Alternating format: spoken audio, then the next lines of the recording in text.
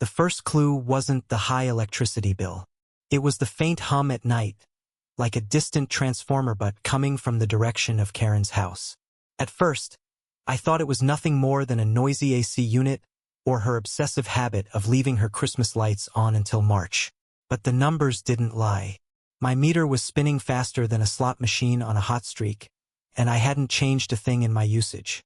I live off-grid, my solar array more than enough to power my modest home and workshop.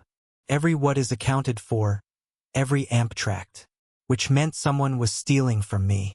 I didn't need to guess long. Karen, the self-appointed queen of the HOA, had always made my independence her personal crusade. She hated my solar panels, called them ugly, and non-compliant with neighborhood aesthetics. Even though I wasn't under the HOA's jurisdiction.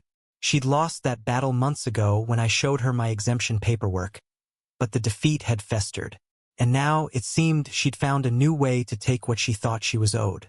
The breaking point came one Tuesday afternoon when I climbed onto my roof to clean the panels and noticed a thick orange cable running from my junction box across the fence line into her backyard. She hadn't even bothered to hide it well, just buried part of it under mulch and shrubs. I followed the line with my eyes until it disappeared into the side wall of her house, right near the garage. My jaw tightened. This wasn't just theft. It was arrogance in broad daylight. I didn't storm over right away. Instead, I took photos close-ups of the connection points, wide shots showing the line-crossing property boundaries, even a few with the date and time stamped.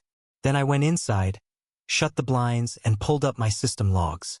Sure enough, the draw from my panels had spiked exactly when Karen's garden party lights had gone up last month. She was powering her entire home, pool pump, and likely that ridiculous tanning bed she bragged about, all on my dime. The obvious move would have been to call the police or the utility company. But here's the thing: Karen has friends in places she shouldn't. I've seen her wink at the county inspector after a random visit to my property. I've watched tickets disappear from her record like magic. If I went the official route, she'd spin it into some fabricated tale about me harassing her. So I decided to play this game on my terms. That's when the twist fell into my lap. My old Navy buddy, Ray, dropped by unannounced. Ray's an electrical engineer with a taste for mischief, and when I told him about Karen's little stunt, his eyes lit up like a kid who just found fireworks in the garage. "You could cut her off," he said. Or he leaned in, grinning. "You could give her more than she bargained for." The plan he sketched out was simple but elegant. Adjust the output at my inverter just enough to overload anything on her end that wasn't properly grounded.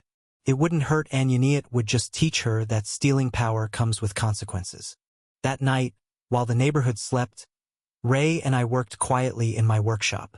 We calibrated the voltage, monitored the feedback loop, and set up a failsafe to cut the feed if anything got out of hand.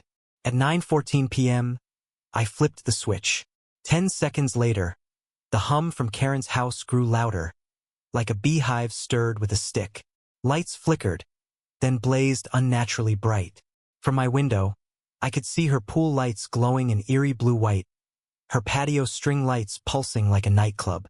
And then it happened. A muffled pop, followed by a sharp crack, and a plume of smoke shot from her garage. Sparks danced along the gutter line, and with a low humph, her front porch light fixture blew clean off, shattering on the driveway. I stood there, heart pounding, every muscle tense. This was the moment she'd realized the empire she'd built on petty theft and intimidation wasn't bulletproof. Karen burst out the front door in a panic, phone in one hand, bathrobe flapping. Even from across the street, I could hear her shouting into the receiver, demanding the fire department save her house from sabotage. Neighbors peeked out their windows, some stepping onto their lawns to watch the show. I stayed inside, my cameras recording everything. By the time the fire truck arrived, the smoke had thinned but the damage was done.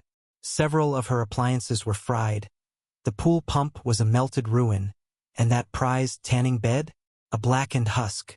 She paced on her lawn, trying to rally sympathy, but the murmurs from the crowd told me the tide had turned.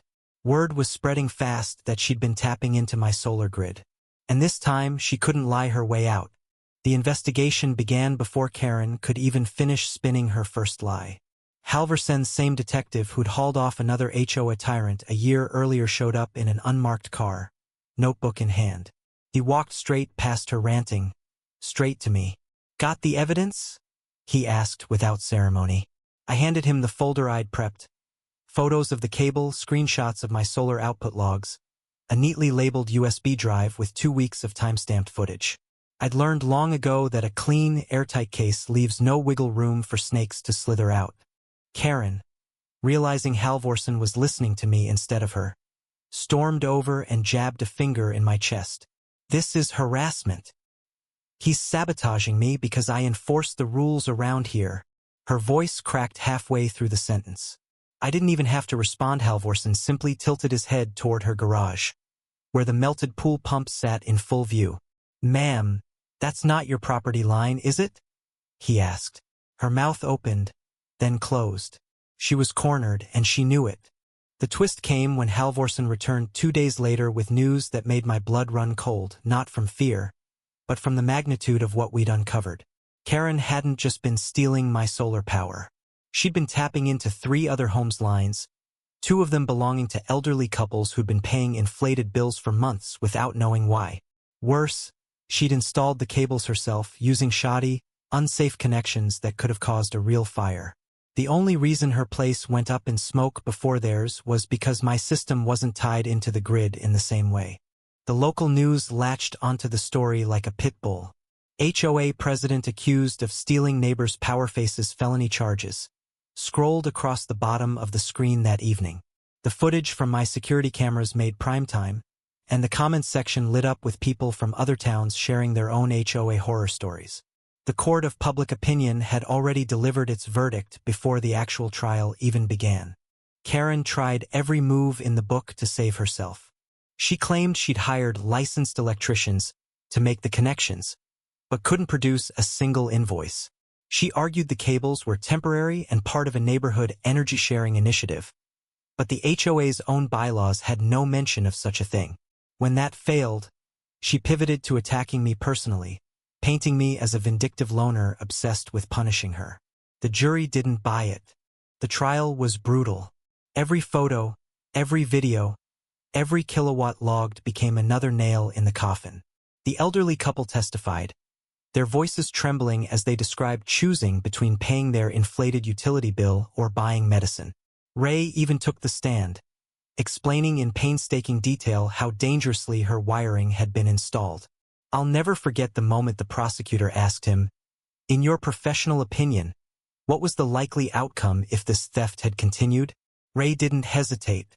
"A fire. Maybe worse." Karen's lawyer tried to push for a plea deal, but by then the DA had bigger plans. The charges stacked up: grand theft, fraud, reckless endangerment, multiple counts of code violations. She could have walked away with a year or 2 if she'd admitted guilt early. Instead, her arrogance carried her straight into the teeth of a maximum sentence. When the verdict came guilty on all counts, the courtroom was so quiet you could hear her breath hitch. The judge, a no-nonsense woman with 30 years on the bench, sentenced her to 8 years in state prison and ordered restitution to every homeowner she'd stolen from. Karen's face went pale as the bailiffs moved in. She scanned the room, maybe looking for one last loyal face, but found none. Even Denise, her shadow at every HOA meeting, stared down at her folded hands. The HOA dissolved within a month. The bylaws, the petty fines, the chokehold of fear all gone. The empty clubhouse became a community space where neighbors actually talked to each other instead of filing anonymous complaints. My property became a little busier too, folks stopping by to thank me, to bring over baked goods, to share how they'd stood up to petty bullies in their own lives after seeing what happened here. I rebuilt my workshop with even more panels, enough to power my place and still have surplus. But I never sold it back to the grid. Instead, I wired a portion to feed the new community garden, lighting it at night so kids could play safely and neighbors could gather without worrying about the electric bill. The day Karen was transferred to state prison, I walked past her old house, now sold to a young couple just starting out. The melted pool pump was long gone, the yard tidied, but I swear I could still smell the faint tang of burnt wiring in the air.